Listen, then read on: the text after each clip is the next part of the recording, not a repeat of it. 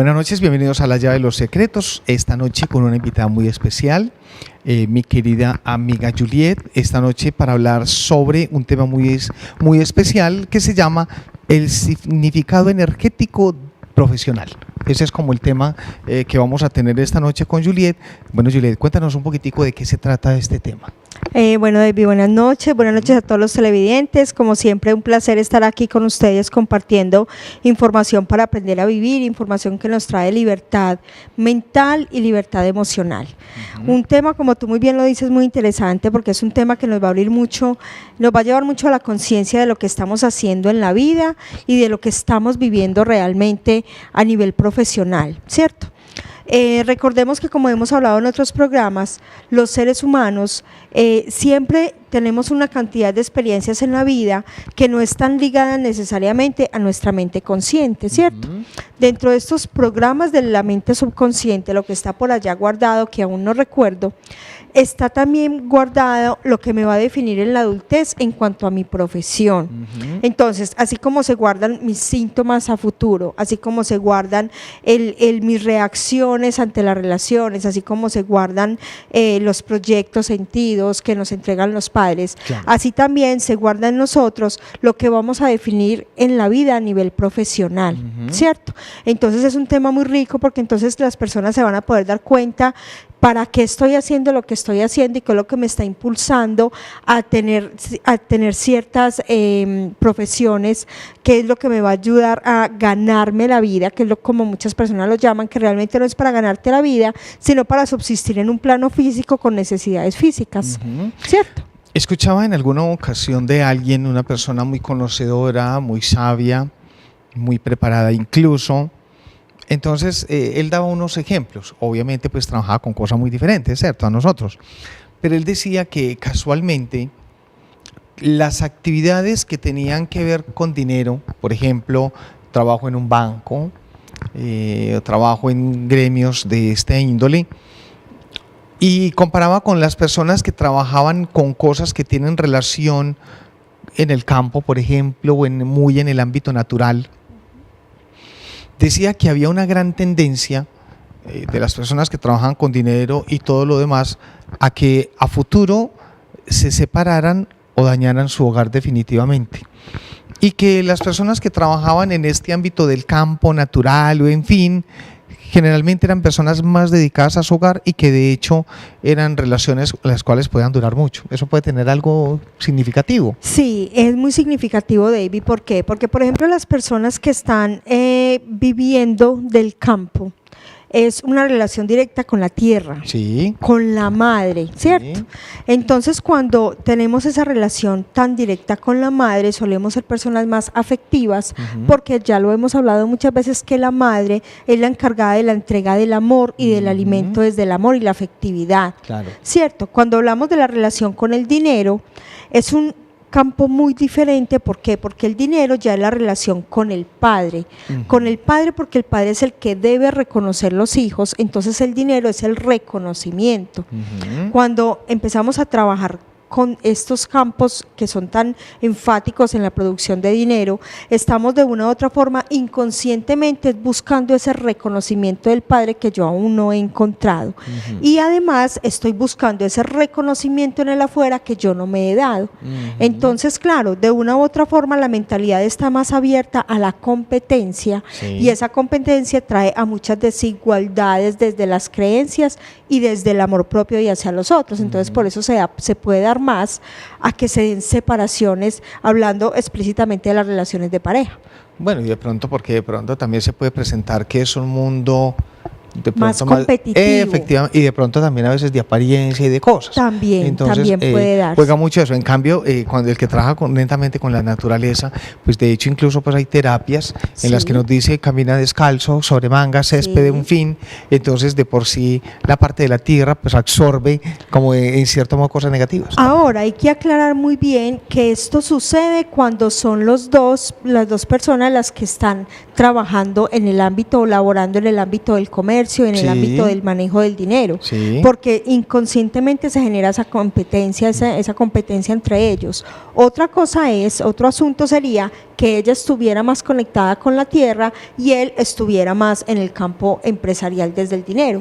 Ahí sería un ámbito muy diferente porque además lo rico de trabajar con la tierra, y lo digo rico no porque el otro sea maluco, sino porque de una u otra forma nos permite más la conexión con nosotros mismos, el trabajar y el laborar con la tierra, es eso, es que nos fortalece más desde el femenino y desde la creatividad y desde la creación y la conexión con nosotros mismos. Y recordemos que en el hogar siempre quien lleva la batuta desde la armonía debe ser la mujer. Una mujer armónica casi siempre va a resultar en un hombre equilibrado. Ok, ¿cierto? Y definitivamente la mujer es la que manda en cierto modo, o sea, en ella hay una gran posibilidad o de que su hogar sea un palacio o que también sea o el cielo o el infierno. O el cielo o el infierno. Esa misión es de la mujer, ojo mujeres, que esa misión es de la mujer específicamente. Entonces, ojo pues, si la mujer es muy necia, muy cantaletosa, es que tan curioso que a veces son, ay no, yo a mi esposo lo quiero tanto, pero no lo puede ni ver porque lo primero que hace es prenderlo a cantaleta. Entonces, de verdad, si estará viendo el hombre o estará viendo quién sabe qué papá por ahí con rabias guardadas. Exactamente. Que también suele pasar mucho. Pero muy triste eso, ¿cierto? Saber que ella tiene la posibilidad de que su hogar sea el pedestal que se ha soñado y de una u otra manera o lo desorganiza o acaba con él, porque de una u otra forma ahí hay una situación bien complicada. Por eso le apuntamos tanto en este tipo de programas y en este tipo de terapias como las que nosotros manejamos a que nos organicemos, le demos un orden a la vida interior y cuando en el mismo hogar damos el orden del rol femenino y el rol masculino, estas diferencias no tienen por qué presentarse, y si se presentan, estamos con la conciencia abierta a poder solucionar los conflictos que se den. Muy bien, durante el programa nosotros vamos a estar contándoles un poco sobre las profesiones, por qué se escoge, cuál es la idea como tal. Pero, por ejemplo, digamos, usted tiene una X profesión, por decir algo, y quisiera llamarnos a decirnos, bueno, ¿qué significa el hecho de que yo trabaje en esto? ¿Cierto? Muy interesante también podría ser. Claro. Entonces, ahí le vamos también a solucionar. Recuerde que la línea está abierta, 234-8198, para que nos llame y nos cuente. Mira, tengo esta profesión, ¿qué pasará ahí? Muy bien. Hombre, no quiero llamar. Nuestro WhatsApp, el 311-347-3551 también, para que entonces allí también nos coloque, mi nombre es Julano de tal, mi profesión es esta, ¿qué será? ¿Sí o no? Muy interesante. Claro que sí, rico. Muy bien, Julie, ya como para dar inicio a esto, ¿por qué generalmente una persona elige una profesión? Bueno, recordemos que dentro de la mente del ser humano existen dos aspectos de la mente, el aspecto consciente y el aspecto inconsciente. Cuando hablamos del aspecto consciente es de lo que estamos viviendo en el aquí y el ahora y estamos despertando a esa realidad, ¿cierto? Más sin embargo, eso que nosotros decimos el aquí y el ahora también está regido por una cantidad de información que está por allá guardada en la mente inconsciente, ¿cierto? Específicamente cuando hablamos de profesiones que reparan, estamos hablando de una reparación por un error que se ha vivido en el transgeneracional o lo que llamamos en el árbol genealógico. Es decir, lo que mis 5 generaciones atrás pudieron haber experimentado en cuanto a sus relaciones y yo me guardé una información energética en la que en este plano vengo y experimento o la misma profesión para aprender y equilibrar lo que ellos hicieron desde el error o una profesión completamente opuesta como la rebeldía para también aprender desde el otro puesto, ¿cierto? Entonces, se da casi siempre desde el transgeneracional. Ahora hay otra parte de la información que también es muy válida y es cuando estamos niños y nos generamos inconscientemente la necesidad de ser alguien en el futuro para complacer la información de mis padres o de las personas que están a mi alrededor. Por ejemplo, mi madre falleció dando a luz a mi hermana.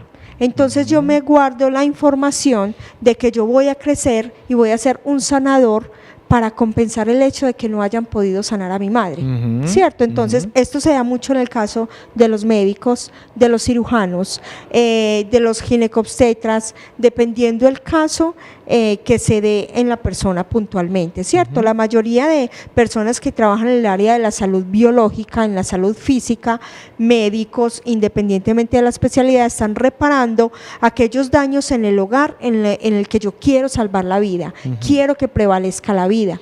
Entonces, esto se da o por información que yo me guardé en mi niñez o por información del pasado que tengo guardada en mi mente subconsciente. Bueno, a ver, eso es un tema muy interesante porque, pues, hombre, de verdad toca como muchas cosas. Sí. Me gusta mucho cuando tocamos, por ejemplo, esa mente inconsciente.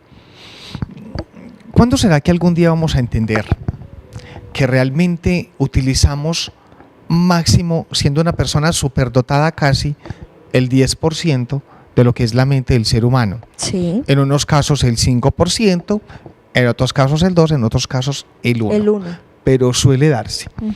La mente es algo de lo que de pronto menos hemos explorado, y de hecho en lo que leía yo en alguna ocasión se dice que la información que se ha tenido de la mente, la última información que se ha tenido de la mente se ha tenido solo de hace 5 años para acá, lo que quiere decir que generalmente la mente ha generado un mito muy grande y un tabú muy grande, porque es mucho lo que falta por explorar y es mucho lo que se desconoce de la misma, ¿correcto? Claro y saber que existen tantas acciones inconscientes, porque yo creo que a veces son más las inconscientes que las conscientes. Sí. Por ejemplo, me llama la atención alguien a quien yo distingo, que es una persona que realmente era para que viviera muy bien, era para que viviera perfectamente, en armonía consigo mismo, en felicidad en su hogar y todo lo demás, pero es todo lo contrario.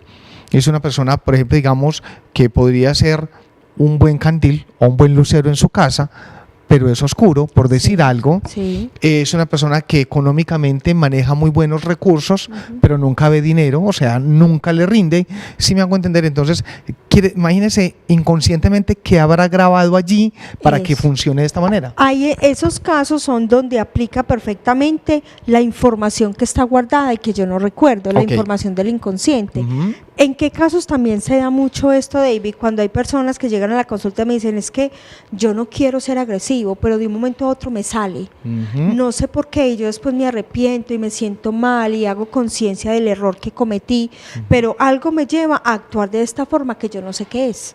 Lo mismo pasa con el adicto. Sí. Hay algo que me mueve, incluso porque, bueno, cuando hablamos de un adicto que ya está en un proceso de después de 6 meses de consumir una adicción, por ejemplo, ya el cuerpo está condicionado a las moléculas del producto y es el cuerpo físico el que lo pide. Pero ¿qué pasa cuando es alguien que inicia un consumo de algún psicoadictivo, por ejemplo, y está empezando, pero aún así siente la necesidad de consumirlo? Entonces, es información que está guardada y ellos dicen, pero es que yo no quiero hacerlo, pero hay algo que me empuja, hay algo que me lleva a hacerlo. Entonces, cuando no estamos hablando de casos aislados, por ejemplo, de espiritismo, que también se da, ¿cierto? Estamos hablando de estas decodificaciones que hay en la mente inconsciente, estos códigos que me están llevando simplemente a reparar estas inconsciencias de mis antepasados. Bueno, nosotros hemos mencionado cientos de veces el término código. Recibió un código por aquello, recibió un código, y la gente estará pensando, ¿será el código postal? Sí, eso podría ser una razón, ¿por qué no? Realmente, ¿qué es un código? ¿Cómo lo puedo recibir? ¿Y en qué puede perjudicarme en cierto modo? Bueno, David, mira, un código es simplemente información. Sí. Es información que se guarda en mi inconsciente. ¿Cómo? Primero, por repetición.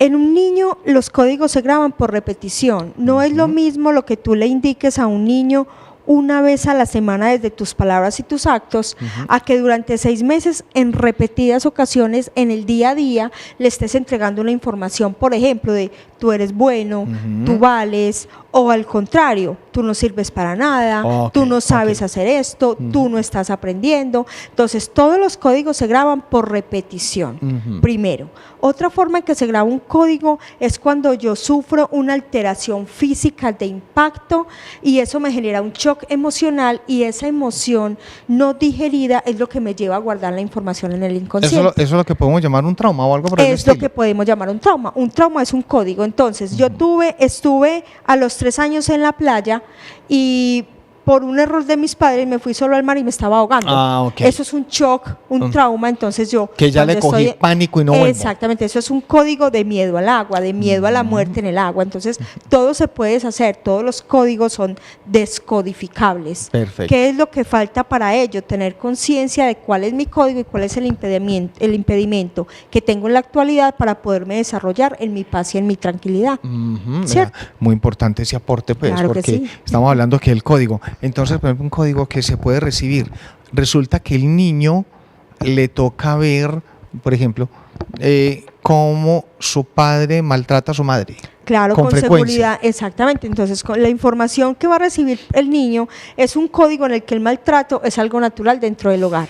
Eso es un código y es un hombre que va a salir en la adultez o a maltratar a sus mujeres o hacer el efecto contrario para reparar. Va a ser un pacificador o va a ser un hombre que se va a permitir el maltrato para compensar y equilibrar eso que el padre hizo. O sea que puede haber una tendencia. Claro, Puede haber una tendencia. claro, por lo general se da la tendencia o a que sea un golpeador igual que el padre o a que sea un golpeado por las madres, y él se puede permitir en cualquiera de los dos casos, en uno por fidelidad y en otro por compensación. Perfecto, muy bien. ¿Qué puede influir en la vida de una persona para la elección de una profesión como tal? Bueno, recordemos que alguna vez hablamos de una historia, no sé si tú la recuerdas, muy, muy sencilla para mí, Sí. Para otros sé que no es tan fácil de digerir, en la que nosotros escogemos todos los procesos que venimos a vivir en este plano terrenal. Sí. Hablamos de la historia en la que estamos, la pequeña alma en un espacio en el universo, conversando con Dios acerca de todo lo que vino, en lo que aprendió de la vida en la que acaba de desencarnar, del cuerpo en el que acaba de desencarnar.